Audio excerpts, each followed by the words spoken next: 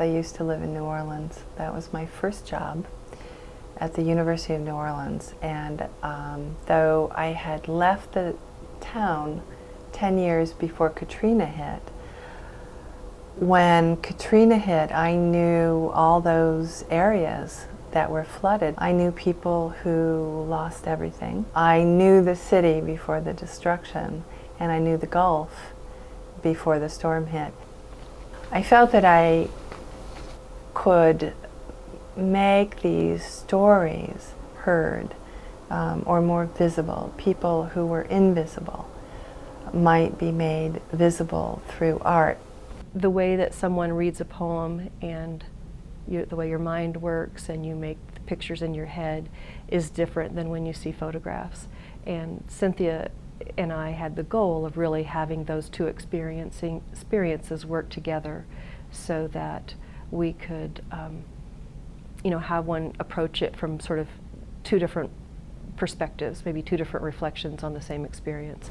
It started with somebody I had known, I had been friends with. Over lunch, I just said, would you mind talking to me about your experience? And I taped it, and I made a poem out of it. That was the first poem, James Davidson. The day we evacuated, we drove to Memphis.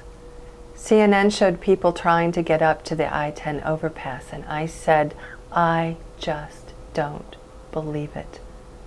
I'd had so many of those dreams, and then to see that water pouring into the city and all those people stuck there.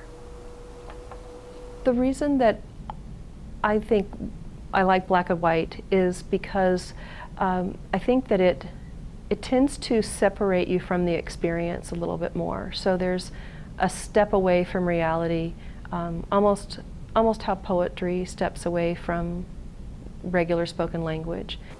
As you're hearing a person's voice tell their story, you're connecting with them emotionally. I was here a week and my mother passed. She never had been sick.